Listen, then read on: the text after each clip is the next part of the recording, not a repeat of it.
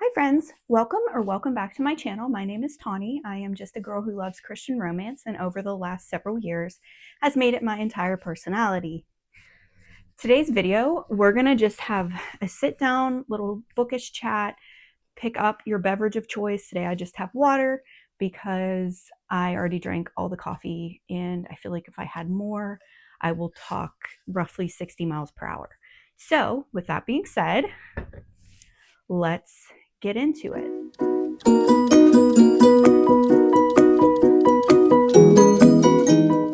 Okay, so to start out, I kind of want to go through, I figured it would be a good idea to have my rating system kind of discussed here so you can have an idea how I rate books, because I rate it on three different things. I rate it based off of stars, I do it based off of intimacy levels, and also the faith content. Now, not every single book I read has faith content, so it doesn't always apply, but I feel like I make it pretty clear that this is a Christian booktube, so that's a majority of the books I read, so I figured it would be a good idea to give you guys a rundown as to what that looks like. So to start out, my star rating, I am a pretty easy reviewer. Basically, if I finish a book, it's probably at least 4 stars. If I don't finish a book, I don't rate it and I don't review it. So just getting that out there. But if I finish a book, and how I do 4 stars is if I finish the book and there's a decent amount that I'm like, I feel like it could have used more of this, it should have used less of this. And I try really hard to look at it as a reader and not a writer, but it's kind of hard because I am a writer. But I really do try to kind of take a back seat, make my writer self take a back seat and just enjoy the book. And most of the time I'm able to do that. So as a reader, when I look at a story and I'm reading a story, if there's quite a few things that I'm like, this really should have been improved, I didn't like how this was done, if there's a decent amount of that, it's probably going to be a 4 stars. Now, if there's a ton of that, but yet I still enjoy the read and still don't DNF, it might be like a 3 or 3.5 star. I don't typically talk about how many stars I rate a book unless it's something that I really, really enjoyed. And I feel the need to share how many stars I gave it. Otherwise, I have it on Goodreads, what I rate it. So that'll just give you guys an idea there. But so that's my star rating system. I don't know the last time I rated a book 2 or 1 or 2 stars. It's just not something I do. If I feel like I'm going to be at that point at any section of the book, I just DNF it because I'm not enjoying it enough to read it. And I have so many books I want to read that I don't feel like wasting time reading books that I'm not enjoying. Hopefully that makes sense. Okay, so the next one I want to talk about is intimacy levels. So the one, whether usually it's like a kiss, that's just, there's literally 1 or 2 kisses in the book, and they're light, they're not descriptive, they're just enough to show you that the couple has gotten to the point in their relationship where they kiss. There's going to be hand holding, hugs, embraces, however you want to say it, but nothing more. There's no innuendo. So that's kind of another thing that I gauge, that I let you guys know how much innuendo is in it. Most of the books I read don't have it. And if there is, then I mention it in the review. So that's 1. 2 kisses is you're going to see a little bit more of that physical attraction in touching. They hold hands, they might rub a shoulder, that sort of thing. And there's a little bit more kissing in the book. You're going to see the emotional side. They're feeling warm or flushed, heat pulls in my belly, that sort of thing. So you're getting a little bit more out of it, but it's still not like crazy, if that makes sense. And then 3 kisses is going to be books where there's makeouts. So basically, if they're making out and it's described, but to go back to, in 2 kisses, it's like maybe there's a mention that there was a makeout, but there's no description. You don't actually see it on page, or you see it very briefly. I don't know if this is going to be helpful. I hope it is. It's helpful for me, like when I review books, and once my followers understand how I review books, I think it helps. But anyways, so the 3 kisses is when makeouts are described in some detail. Hands may roam up neck, down arm, etc. The girl might sit on the guy's lap in certain cases. And that's kind of it. Anything that is, and especially like if there's anything that kind of leads to the bedroom, that's going to be 3 kisses. Like you're seeing more on page. I hope that makes sense. And there's like fade to black scenes, or, going to closed door scenes, however you want to look at it. So that is a general intimacy scale. Every book is different. So I really try to gauge it based off of those few things in each level, so that anybody who reads the books that I recommend will have an idea of what they're getting into when they go into the book. Now, this is something that I kind of came up with because I've come across a lot of Christian fiction, Christian romance books where there's very little faith. And this is very much my personal opinion, and I realize that it might be completely wrong, and publishers probably disagree with me, and that's okay. But there's quite a few Christian books that I've read that I'm like, how is this Christian fiction?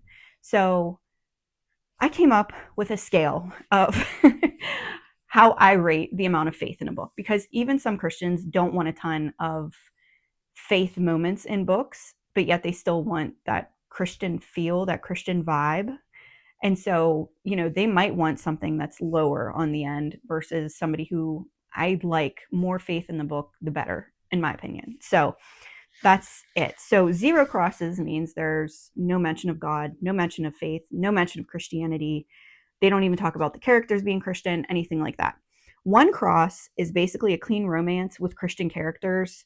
They may have been told, like the stories may have been told from a Christian worldview, like they're written by Christians, but there's not actually faith on the page. And there's no faith arc for the characters.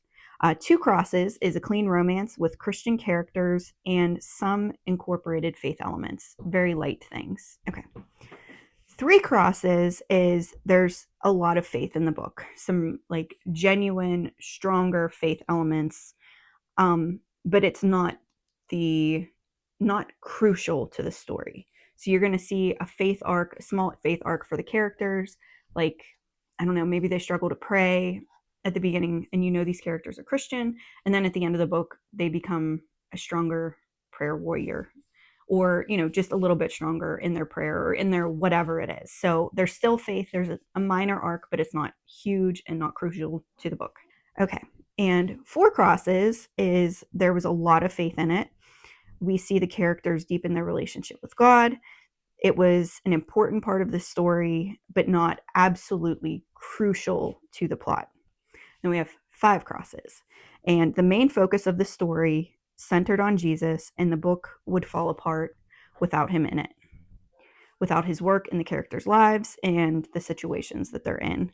The characters had significant development in their relationship with God and strong faith arcs. Now, that could be 1 character, 2 characters, it could be a main character, a side character, but basically, Jesus is the thread that holds the whole thing together. Okay, so that's basically the scales that I rate on. I don't really talk about 3 stars and below because, again, I don't share those on any of my social media pages. Some books that I finish and that I finish at like a 3 star, I will rate it on Goodreads, but I won't share it on my profile, any of my profiles, because what I share on Instagram, TikTok, here, YouTube, I want them to be books that I want to promote. They're books that I'm excited about. They're books that I loved and that I think other people who read Christian romance will love. So that's why I'm here to talk about books I love. So yeah, if you're like, wow, you rate a lot of books 4 and 5 star, I do, both because I'm a really easy reviewer and because I typically DNF a book if I'm at some, it doesn't matter if it's the very beginning and I really can't get into it, or if I'm halfway through the book and I just DNF it, because I don't have time to read books I'm not enjoying. And I guess there's a lot of people who will disagree with me on that too. I know there's people who are like, oh, I rated this book 3 stars. I really enjoyed it. That's not like how I feel. If I really enjoyed a book, it's a minimum of 4 stars. But that's my personal opinion. I realize that's not the same for everybody. So I'm not trying to like be judgmental of anybody who rates a book 3 stars that they love. So just throwing that random little tidbit out there. Okay, so next thing I figured we can talk about, since I'm a Christian, this is a Christian booktube, I just kind of wanted to put a little reminder in here, not just for you guys, but for myself. Personally, I have struggled in my Bible reading. I'm reading a psalm every day, and then I'm in the Timothy's right now. I just started Second Timothy, and I read the same chapter in Timothy currently every day for a full 7 days. So Monday through Sunday, I read the same chapter every single day because it helps me soak it in. And I don't know if this is everybody or a lot of people or maybe just me, but I struggle to read the Bible and really be able to focus on it. Yet I can sit in the same environment and read any sort of fiction book with no issue, no distraction. Like I have distractions, but I'm able to focus. Does that make sense? So I'm just kind of throwing that out there as a little like accountability thing, that reading our Bible should be, as Christians. If you're not a Christian, I'm not speaking to you about this, but if you're a Christian, the number one book you should be reading every day before you pick up any other book is the Bible. It's something I've been really, really trying to focus on because that's where you get fed as a Christian, as a believer, is through God's word. But I know I personally sometimes struggle and I get really frustrated with myself because I'm like, I can sit here and read 100 pages of a fiction book and have no issue and be in the same environment and have to read the same line in the Bible hundreds of times, not hundreds of times, but a bunch of times. So I don't know if anybody else feels that way. But I know that's something I personally struggle with. But yeah, this is just a reminder to all of us that the Bible, all of us Christians, that the Bible should be the first book we're in and a priority over every other book that we read. So yeah, and that is something I have like stuck with. Another thing that I've been trying to do, and I am typically pretty good about it, is I don't go on social media until after I read my Bible every day. Because again, I feel like it's the breakfast of Christians, the spiritual breakfast of Christians. Once you get God's word in your mind, it helps push out any negative, ungodly thoughts, and it helps you fight against those. It gives you, it feeds your soul each and every day. And that is what our soul craves. That's like the fruit, vegetables, and protein of our souls. And Christian fiction is fantastic. I love it. Like I said, I pretty much made it my whole personality. Might be slightly unhealthy, but the most important book is the Bible. So don't miss out on this. Don't forget to eat your breakfast. Okay. And lastly, I want to talk about a couple of books. Now, to be honest, I was in a reading slump for a while being a couple of weeks. Like I read books and I enjoyed them enough, but I just wasn't like devouring them like I used to. And I was just kind of like in a slump. And I've like picked up and put down a bunch of books in the meantime. And these are books that I know I'm going to go back and read and absolutely love. I just wasn't in the right headspace for it. But I have been reading, I just finished this book yesterday. Tempest at Annabel's Lighthouse by Jaime Wright. And guys, it was excellent. Like so good. It was a little bit lighter on the faith elements, and Jaime Wright doesn't write a whole lot of romance in her books, but she's one of those authors that even if she had zero romance in her books, I would absolutely read them because they are phenomenal. They're dual timeline. You have a historical and a present time, and the two are linked in some way, and it's different with each of her stories. So definitely recommend her as an author, and also this book specifically. I read, I think, over 100 pages yesterday. I read most of this in a matter of like 2 days. And I know I've said it before, so if you see my other video and you're like, okay, you already said that, but I'm a fairly slow paperback reader, but I just got to the point in this book where I could not put it down, and I finished it yesterday, and it was so good. 10 out of 10. Okay. And I'm reading this book. I was thinking about another book, but I started this book too. It is The One Who Got Away by Tara Grace Ericson. And it is just like a light, cute Christian romance book about firefighters. Like this whole series about firefighters. This is the first book. So it's been really cute. So if you haven't checked this series out yet, definitely do that. Like I said, this is the first book in the series that I've started reading, but give it a go. And lastly, I'm doing something I haven't done before. I'm reading this book, Night Falls on Predicament Avenue, because yes, I was reading two Jaime Jo Wright books at the same time. Okay, so I was reading Tempest at Annabel's Lighthouse in paperback, and then this came out on audiobook on Hoopla, and I want to read it and need to read it, and so I picked it up on Hoopla, or downloaded it on Hoopla, there we go, and started listening to it, and I was like, this is just so good. And there are times where I can't physically read, so I'll listen to an audiobook, and then there's times where I can't easily listen to an audiobook and be able to focus, but I can read. I don't know if that's normal, but probably not, but that's fine. And so I'm reading the paperback, and listening to the audio like at the same time, just kind of like alternating depending on where I'm at in my life. And that's actually been really fun. Oshina, Gotta Read 'Em All, I think is her username. She talked about doing this with another book, and I was like, that's a really good idea. Like, I never thought to do that. And this was only an ebook on Hoopla for a while, and I don't know. I have like a mental block about ebooks on Hoopla, but yeah. But I have the paperback, and now I have the audio, so I've been reading that in tandem. Is that the right way to say it? But I've been reading it like that, and it's been a lot of fun. And those two books have really pulled me out of my reading slump. And yeah, this is so good. Definitely recommend. I mean, I'm not done with this book yet, but I can already tell you I'm going to recommend it. And I have friends who read it, and they're like, yeah, it's really good. So yeah. And like I said, if you haven't checked out Jaime Jo Wright yet, but you're into like dual timelines, mystery, suspense, somewhat thriller, depending on which book you're reading. Some of them are spookier than others. You will love her. Like, you will love her books. She's amazing. So, anywho, that is that. Let me think. Well, I hope you guys enjoyed this video, and getting to have a little bit of a coffee chat with me.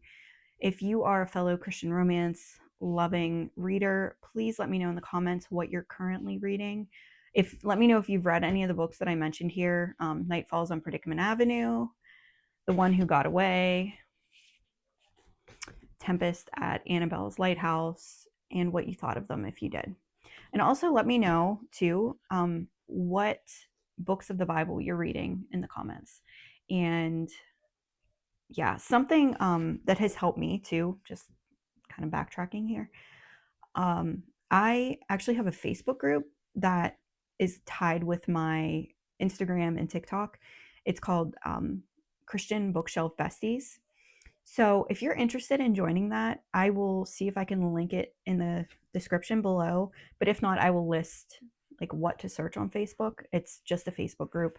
But yeah, it's just a place I kind of can connect with you guys more easily. We talk about, I have a daily Bible reading accountability thread where you can post, that you read your Bible for the day. And that kind of helps keep me accountable, even though I don't always remember to comment on my own post. But it kind of just reminds me and keeps me accountable to being in my Bible every single day. So if that's something you'd be interested in, and I mean, it's not just that, it's like we talk books, people share books that they just finished and recommend and that sort of thing. And it's just kind of a neat, fun place to hang out. So if you're interested in that, I will either link it below or put like what to search in Facebook search bar in order to find it. So if you're interested, definitely check that out. And then if you do want to join, make sure you answer all the membership questions so I can let you in, because if you don't, then I can't let you in. And I mean, there's 3 of them, so it shouldn't be a big deal. So if you're interested, there you go with that. But also, I am on Instagram and TikTok. My username is the same as here, Tawny's Bookshelf. Again, I'll either link it or post it below, depending on what YouTube lets me do. But yeah, that's all I have today. I thank you for making it through the whole thing. I hope you guys have a wonderful day, wonderful night, wonderful weekend, whatever day it is that you're watching this.